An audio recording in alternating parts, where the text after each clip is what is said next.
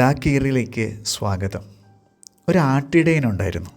ആ ഗ്രാമത്തിലെ ആടുകളെ മേയിച്ചിരുന്നത് അയാളായിരുന്നു. പ്രത്യേക സ്വരം പുറപ്പെടുവിക്കുന്ന ഒരു മണി അയാൾക്കുണ്ടായിരുന്നു.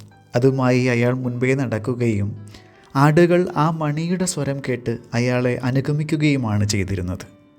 ഒരു ദിവസം അയാളുടെ ആട്ടിൻകൂട്ടത്തിലേക്ക് പുതിയൊരു ആടുകൂടി ചേർക്കപ്പെട്ടു. അയാളുടെ മണിമുഴക്കം കേൾക്കാനും അയാളെ അനുഗമിക്കാനും അത് തയ്യാറായില്ല. അന്ന് ആ ഇടയൻ ആട്ടിൻകുട്ടിയോട് ഇങ്ങനെ പറഞ്ഞു: ഈ മണിമുഴക്കം നിങ്ങൾക്കൊക്കെയും എൻ്റെ പിന്നാലെ വരാനുള്ള ക്ഷണമാണ്. നിങ്ങൾക്കതിനെ അവഗണിക്കാം. പക്ഷേ അത് കേൾക്കാനും എൻ്റെ പിന്നാലെ വരാനും തയ്യാറാണെങ്കിൽ അപകടമില്ലാതെ നിങ്ങൾ ലക്ഷ്യസ്ഥാനത്തിലെത്തും.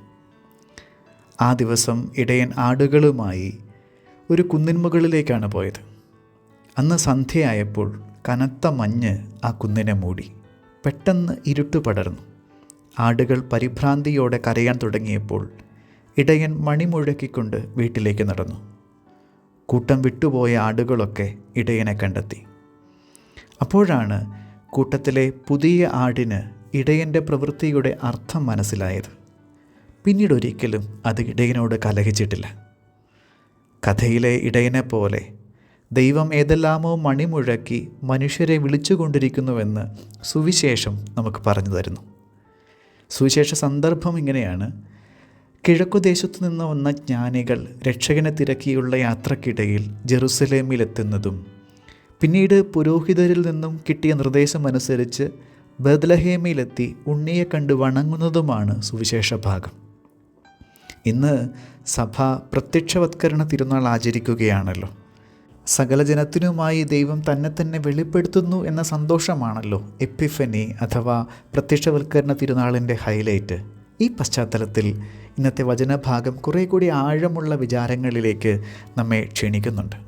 ഒരു 4 ചിന്തകൾ മുൻപിൽ വയ്ക്കാനായിട്ട് ആഗ്രഹിക്കുകയാണ്. ഒന്ന്, ദൈവം എല്ലാവരെയും വിളിക്കുന്നു എന്നതാണ്. ജ്ഞാനികൾക്ക് വഴികാട്ടിയാകുന്നത് ഒരു നക്ഷത്രമാണ്. അത് അവർക്ക് വേണ്ടി മാത്രമായി ഉദിച്ച നക്ഷത്രമായിരുന്നില്ല. പക്ഷേ അവർ മാത്രമാണ് അത് രക്ഷകനിലേക്ക് നയിക്കുന്ന വഴികാട്ടിയായി തിരിച്ചറിഞ്ഞത്. ശരിയല്ലേ? യഹൂദ വംശജരല്ലാത്ത ജ്ഞാനികൾ രക്ഷകനെ തേടി വന്നുവെന്നത് ദൈവത്തിൻ്റെ വിളി എല്ലാവർക്കുമായി ഉള്ളതാണെന്നും ദൈവം ആരെയും ഒഴിവാക്കുന്നില്ലെന്നും നമുക്ക് പറഞ്ഞു തരുന്നുണ്ട്. ജാതിക്കും മതത്തിനും ദേശത്തിനും ഭാഷയ്ക്കും അപ്പുറം അതെല്ലാവരെയും തേടുന്നു. ഇടയന്മാർക്ക് മാലാഖമാരിലൂടെയും ജ്ഞാനികൾക്ക് നക്ഷത്രത്തിലൂടെയും ഹെറോദേസിന് ജ്ഞാനികളിലൂടെയും പുരോഹിതർക്ക് വേദഗ്രന്ഥത്തിലൂടെയുമാണ് സുവിശേഷത്തിൻ്റെ സന്തോഷം പകരപ്പെട്ടത്. വിളിക്കപ്പെടുന്ന രീതിയിൽ മാത്രമേ വൈവിധ്യമുള്ളൂ. അതുകൊണ്ട് എന്നെ വിളിക്കുന്ന ദൈവത്തെ എവിടെയും പ്രതീക്ഷിക്കണം. നക്ഷത്രത്തിലും ഒരു കുഞ്ഞിൻ്റെ പുഞ്ചിരിയിലും എന്നെ തൊടുന്ന കുഞ്ഞു കാറ്റിലുമൊക്കെ അത് സംഭവിച്ചേക്കാം. അങ്ങനെയാണെങ്കിൽ എങ്ങനെയായിരിക്കും ദൈവം എന്നെ വിളിച്ചത്? ഞാനത് ശരിക്കും ശ്രദ്ധിച്ചിട്ടുണ്ടോ?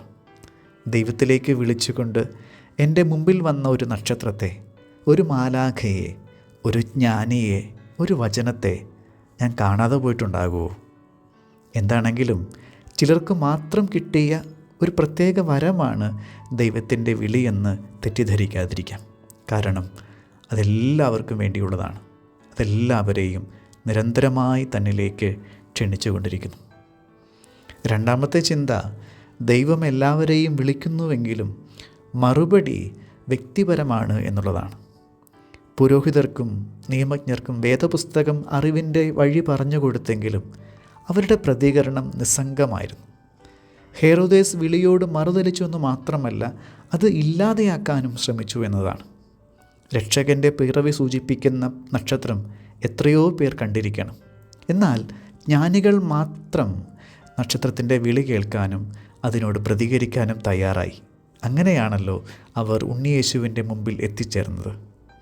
ദൈവകൃപ എല്ലാവർക്കുമായി നൽകപ്പെടുന്നുവെങ്കിലും അത് തേടുകയും തിരിച്ചറിയുകയും അതിനുവേണ്ടി പ്രയത്നിക്കുകയും ചെയ്യുന്നവരാണ് ദൈവസാന്നിധ്യം അനുഭവിക്കുന്നത്. ദൈവത്തിൻ്റെ വിളി പല വിധത്തിൽ എന്നെ തേടി വരുന്നുണ്ട്. അതിനെ അവഗണിക്കാനും എനിക്ക് കഴിയും. എന്നിലേക്ക് വരുന്ന, എനിക്ക് വെളിപ്പെടുത്തുന്ന ദൈവത്തോട് ഞാൻ എങ്ങനെയാണ് പ്രതികരിക്കുന്നത്? പുരോഹിതരെ പോലെ നിസ്സംഗമായി നിൽക്കാനോ ഹെറോദേസിനെ പോലെ വിളി ഇല്ലാതാക്കാനോ ഞാൻ പ്രലോഭിപ്പിക്കപ്പെടുന്നുണ്ടോ? അതോ ജ്ഞാനികളെപ്പോലെ വിളി കേട്ട് ഇറങ്ങിത്തിരിക്കാൻ തയ്യാറായിട്ടുണ്ടോ?